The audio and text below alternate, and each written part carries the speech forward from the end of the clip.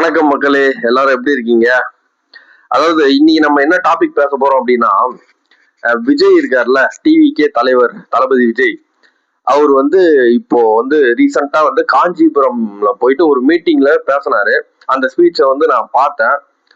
அதுல எனக்கு என்ன தோணுது, அந்த ஸ்பீச் மூலியமா என்ன நான் சொல்றேன் அப்படின்னா, அவர் நிறைய விஷயத்துக்கு ட்ரிகர் ஆகுறாரு. ட்ரிகர் ஆயிட்டு எனக்கு அவர் விஜய் கோவப்படுற மாதிரி இருக்கு. ஏன்னா நான் இது வரைக்கும் விஜய் லேஸ்ல ரியாக்ட் பண்ணி நான் பார்த்தது கிடையாது. பட் இந்த மீட்டிங்ல அவர் நிறைய விஷயத்துக்கு ரிப்ளை கொடுத்து பேசுற மாதிரி பேசினாரு. எக்ஸாம்பிள் பாத்தீங்கன்னா, அவங்க விஜயும் சரி, விஜயோட கட்சிக்காரங்களையும் சரி, எல்லாரும் நிறைய பேர் தற்கூரி அப்படின்னு சொல்றாங்க. அந்த மாதிரிலாம் ஏன் சொல்றாங்க அப்படின்னு சொல்லிட்டு அது ஒரு ஸ்பீச் கொடுத்தாரு.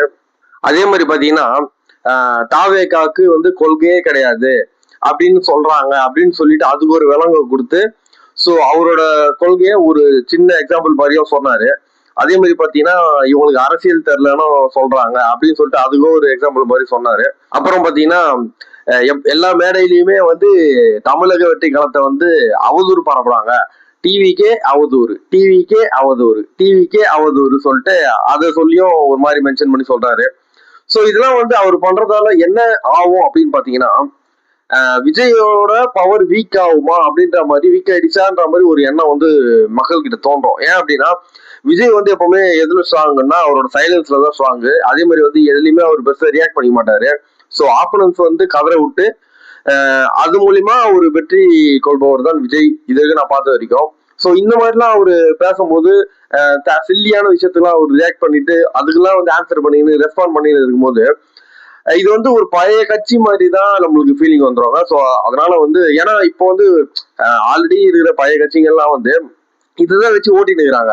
அதாவது இவர் மேல தப்பு, இவர் மேல தப்பு, இவங்க அதை பண்ணல, அதனாலதான் நாங்க இதை பண்ணல அப்படின்னு சொல்லிட்டு ஓட்டிட்டு இருக்கிறாங்க. ஸோ அந்த மாதிரி நீங்க ஒருத்தர்களை பாயிண்ட் அவுட் பண்ணிட்டு ஒருத்தர் பேசுற குறைய பாயிண்ட் அவுட் பண்ணி நீங்க பேச ஸ்டார்ட் பண்ணிட்டீங்க அப்படின்னா அப்புறம் அதே தான் கண்டினியூ ஆகும்.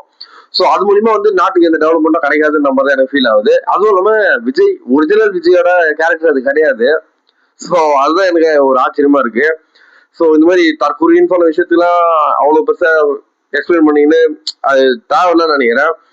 அதனால ஸோ பழைய விஜயாவே நீங்க இருங்கதான் சொல்ல விரும்புறேன். ஸோ புதுசா அரசியல்ல நடக்கிற பிரச்சனைகள், அவதூறுகள், அதுக்கெல்லாம் ஆன்சர் பண்ண வேண்டாம் தான் எனக்கு தோணுது. ஓகேங்களா?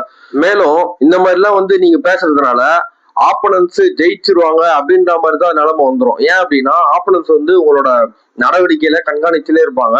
நீங்க இந்த மாதிரி கோவப்பட்டு சின்ன சின்ன விஷயத்துக்குலாம் ரியாக்ட் பண்ணிட்டீங்க அப்படின்னா அவங்க வெற்றி பெற்ற மாதிரி ஆயிடும். ஸோ அதனால அந்த விஷயத்த பண்ணாதீங்க. எப்பவுமே அமைதியா இருந்து நம்மளோட அதாவது உங்களோட நல்லாவே பண்ணிட்டு சைலண்டா பண்ணிட்டு போயிட்டே இருந்தீங்கனாலே மக்களுக்கு நீ யாருன்றது புரிஞ்சிடும். ஸோ அதனால இதை பெருசா எதுக்கும் ரியாக்ட் பண்ணிக்காதீங்கன்னா சொல்ல உங்களோட. அப்புறம் ஒரு வாக்குறுதிகள் சொல்ற மாதிரி ஒரு சின்ன ஒரு லிஸ்ட் ஒன்று படிச்சாரு. அதெல்லாம் ஓரளவுக்கு அக்செப்ட் பண்ற மாதிரி இருக்கு. பட் சில விஷயம்லாம் வழக்கம் போல பழைய அரசியல் கட்சிகள் பொய் சொல்ற மாதிரி தான் இருக்கு. அதுல ஒண்ணு ரெண்டு பாத்தீங்கன்னா, எல்லாருக்குமே வீடு, எல்லாருக்குமே பைக்கு, காரு வர அளவுக்கு பொருளாதார மேம்பாடு அப்படின்னு சொல்லிட்டு கொஞ்சம் ஒரு சில விஷயம்லாம் நம்புற மாதிரி இல்ல. ஸோ அதெல்லாம் தேவையில்லைன்னு நினைக்கிறேன். ஏன்னா அந்த மாதிரி சொன்னவங்க இது வரைக்கும் யாரும் பண்ணது கிடையாது. அந்த மாதிரி பண்றதுக்கான பாசிபிலிட்டிஸும் இது வரைக்கும் கிரியேட் ஆனது கிடையாது. ஓகேங்களா? ஸோ அதனால அந்த மாதிரி சொல்றதை அவாய்ட் பண்ணிட்டு நீங்க ஸ்ட்ரைட்டாவே எனக்கு தெரிஞ்சு வந்துட்ட உடனே என்ன பண்றது யோசிக்கலான்னு நான் சொல்லுவேன். ஸோ இந்த மாதிரி அறிவிப்புகள்லாம் எதுவுமே எங்களுக்கு இது வரைக்கும் கேட்டது வரல. ஸோ இதுக்கப்புறமும் மக்களுக்கு இது வரலாம் கேட்கவும் விருப்பம் இல்லை. ஸோ அதனால இந்த மாதிரி நீங்க சொல்றதையும் நீங்க அவாய்ட் பண்ணீங்கன்னா தான் நல்லா இருக்கும். ஸோ அதான் சொல்றேன், இது வரைக்கும் நான் பார்த்த விஜய் இந்த மாதிரி கிடையாது. ஸோ இந்த ஸ்பீச், காஞ்சிபுரம் ஸ்பீச்ல கொஞ்சம் ஒரு டிஃப்ரெண்டான பர்சனா தான் நான் விஜய் பார்த்தேன். ஏன்னா ஒரு மாதிரி அமைதி இழந்தவர் போல், ஒரு கண்ட்ரோல் இல்லாதவர் போல பேசினாரு. ஸோ அதை கொஞ்சம் மாத்திக்கணும் அப்படின்றதுதான் என்னோட விருப்பம். மற்றபடி எனக்கு அரசியலுக்கு எந்த சம்மந்தமும் இல்லை. ஸோ இந்த மாதிரி சின்ன சின்ன விஷயத்த பகிர்ந்ததுக்கு தான் நான் வீடியோ போடுறேன். ஸோ இது ஒத்து போகுது அப்படின்னா மக்கள் ஆதரவு தெரிவிங்க. ஓகேங்களா? ஸோ நன்றி, வணக்கம்.